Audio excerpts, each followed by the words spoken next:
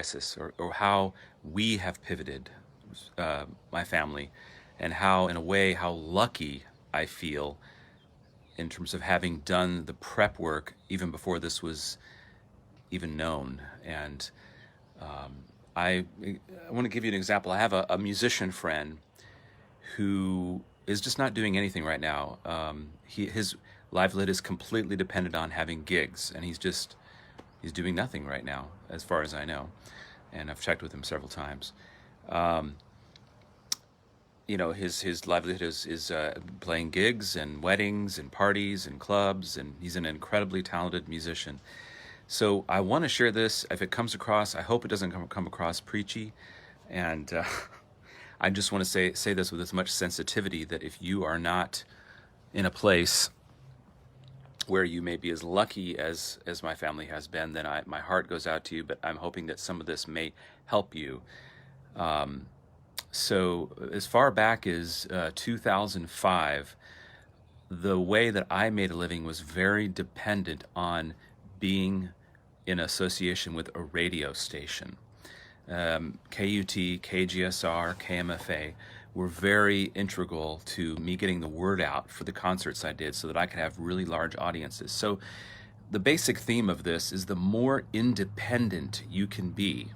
And now I understand that that is virtually impossible, but the more independent, when I say independent, that means have a unit of independence that is just either yourself or your family or the people that are in your pod. The more that you can do that, and it doesn't require you to have, like, if you're a musician, a large band or whatever, the more that you can do just by yourself, the more successful you're going to be. So I already started making that move because in 2008, those radio stations completely turned their back on me, and I was angry and mad about it, to form a new model which was much smaller and more efficient, didn't have a high overhead. So I'm trying to be really short with the story. I don't want to go on and on. But, and then over the last 3 or 4 or 5 years, I even got even more efficient and more minimalist in what I do. And Karen and I already believe in living as simply as we can. We've thrown away things. We live in a house with 2 rooms. We were already very critical or very aware of how much time we spent driving around in the car and how much money gas costs. And we had dreams of being able to do our concerts within walking distance. So I started Strings in the Woods, and that became very, it was not lucrative, but it was providing enough money for me to live on, and doing concerts in the park where I could walk, literally a 5-minute commute. Well, that completely got pulled out from under me. I can't do Strings in the Woods. I can't take people out on tours anymore. But again, the groundwork of living a very simple life, eating very healthy foods, throwing away as much crap as possible, getting down to the basics of what does it really take to live a simple life? What do we really need in life to be happy, to be fulfilled? Do we need all this stuff? Do we need to be driving and flying around all over the world? And we started watching Prairie Home Companion, Little House on the Prairie, with our daughter, and the simplicity of that life around that time. Well, for us, we're very lucky. We live on a small piece of land. We're renters, and so staying here at home has been amazing. We've been reconnecting with our family, we've reconnected with our child, not driving all over the place. I've been saving huge amounts of money, not paying for gas, and just living simply, eating simply, maybe not eating as much, but keeping really healthy and connecting with nature. And so that, what I'm trying to say is that initial rebooting of our lives led right into this pandemic situation. So going even deeper with that isn't a problem so far. Okay. Now, granted, there are still things that we depend on.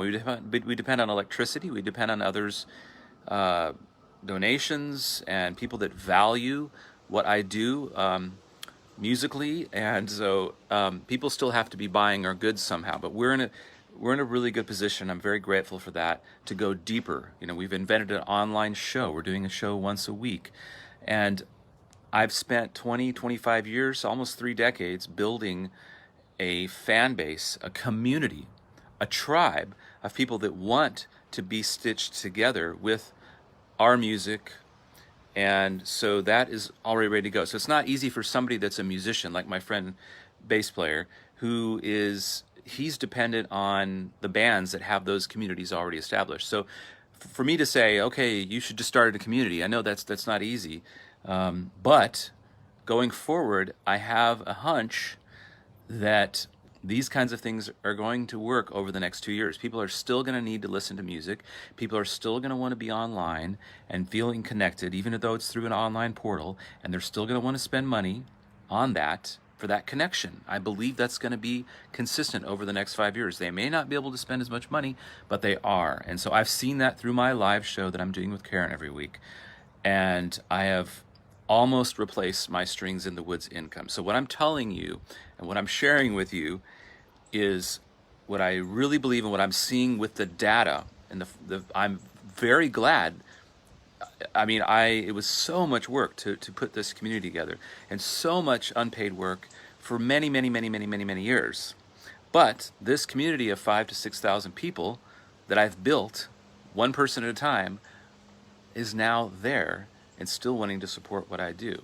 So whatever you can do, number one, my first goal is whatever you can do to network and continue to build whatever community you have. If you see yourself getting off the couch and maybe doing something like I'm doing, which is a live show and creating content that people can connect with on a weekly basis, that is totally doable. It's going to take a lot of work. It's not going to pay back initially, so I want to warn you about that. But for your pivot, wherever you are, anything that gets you on a computer with computer skills, video editing, talking on a camera like I am there, learning these skills, any of these skills are going to be highly usable and in the next 2 years onward. Okay, anything that can make you independent. So video editing, internet marketing, funnel building, tribe building, communicating on a camera like I am right now, being positive, getting people to come together, all of these things, you can be spending your time, get your unemployment check, spend your time building these skills. Now, it's not going to be overnight, but if you want to see yourself in the next 5, 6 months to a year getting to the point where sort of similar to what I have, in other words, having a tribe, you got to do the work. You got to start. And I truly believe people are going to want this, and there's going to be a huge need for more people doing what I'm doing. So releasing your music, it's working for me. Yes, and please, if you're watching this, put your questions below. I'm going on a little bit longer than I normally would, but I want this to be as thorough as possible, and I really want this to get out there to creatives and how you can save your time. Now, I want to mention I am making a guide to streaming that is going to be available for like a membership kind of thing. I am about 1/3 the way through, and so I can save you some time by, when that's ready, I'll share that with you. So, be sure to comment below or get on my email list, which is stringsattachedmusic.net. If you're not already on it, stringsattachedmusic.net, because I'll be announcing where you can get that.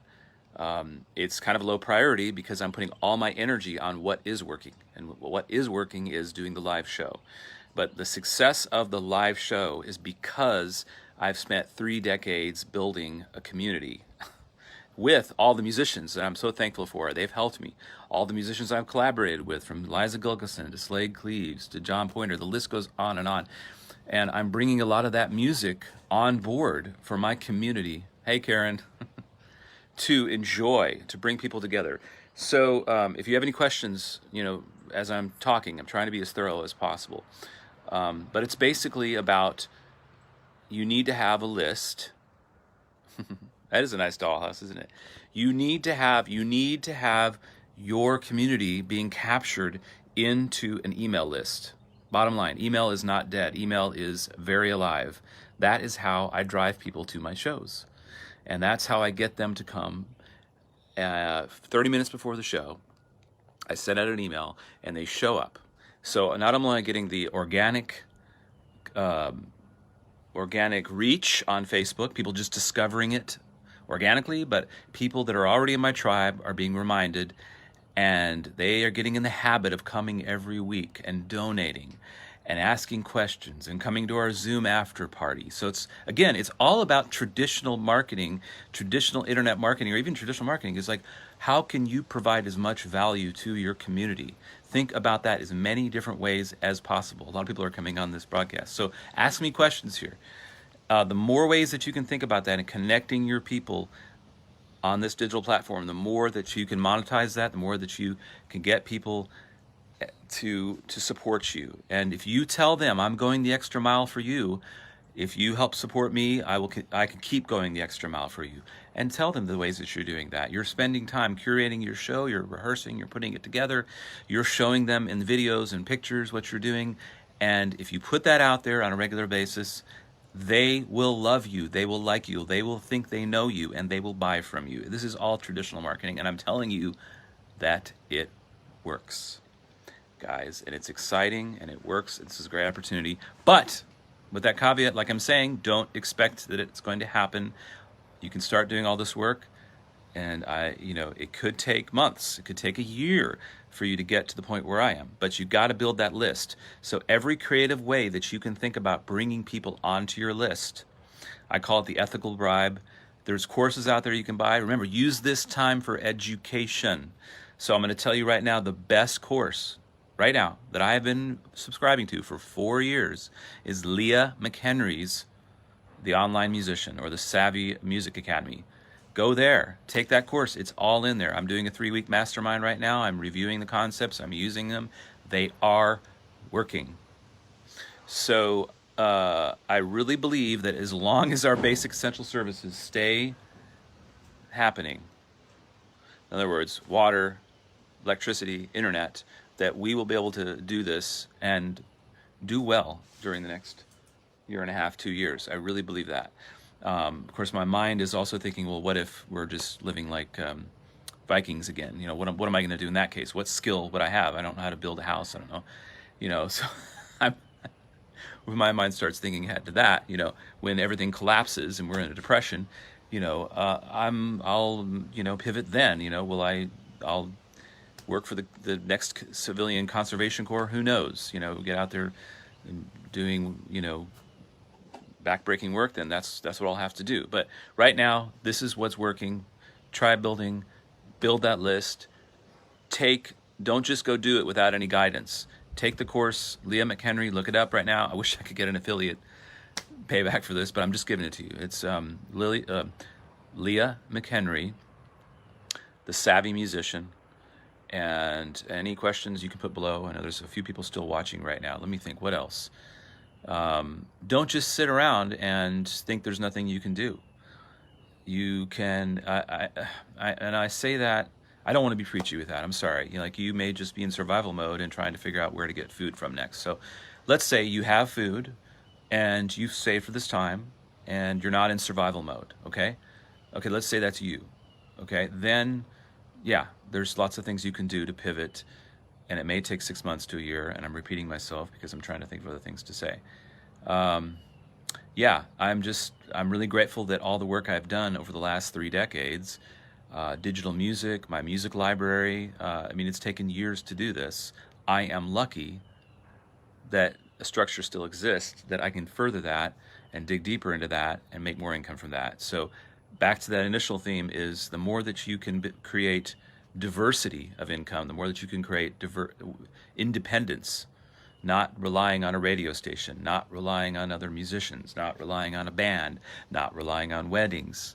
In other words, diversify, have your residual music income from multiple sources, the better you're gonna be. So the more that you can create your own content, like if you require somebody else to create your content, there's an issue right there. I can go in and I play guitar, violin, viola.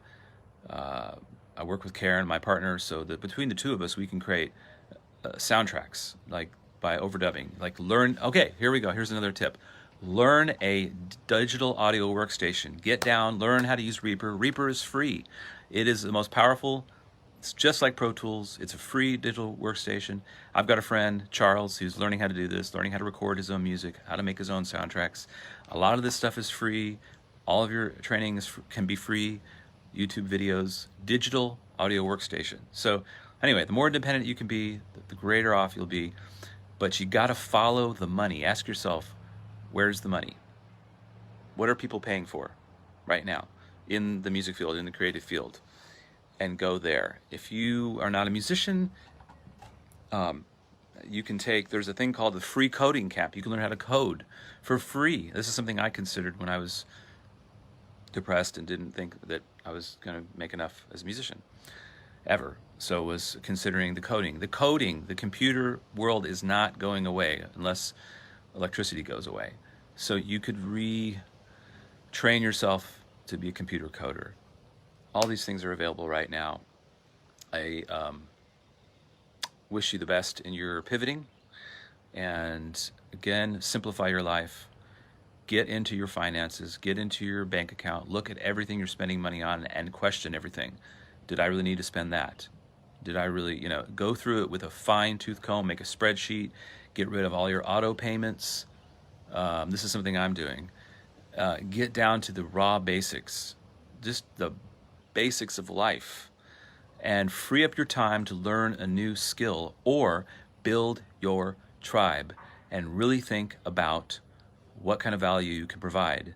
Don't just jump into it building and think people are going to come. You've got to think about creating a community and value that can be communicated and built over an online platform. Okay, that's the thing. Any questions?